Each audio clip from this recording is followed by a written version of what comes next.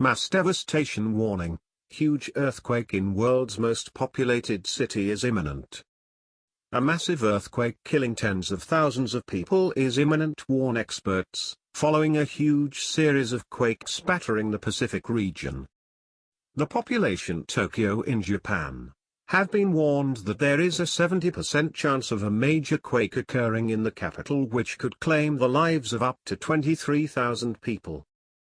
The warning comes from the Tokyo Metropolitan Government, which said in a recently published 300-page book that the city, which homes 36 million people, is at risk of a massive earthquake in the next 3 decades. It comes after scores of earthquakes have struck over the Pacific region over the past month, with Japan being one of the worst by tremors, with at least 48 people dying. Ecuador suffered most severely, with 500 fatalities as a result of a massive 7.8 magnitude earthquake in a Latin American country. A spate of smaller earthquakes has left scientists fearing the big one is on the horizon, which could result in local, or even worldwide, devastation. Experts have claimed that there is a strong possibility of that quake striking Tokyo, and the book is designed to give preparation to the citizens.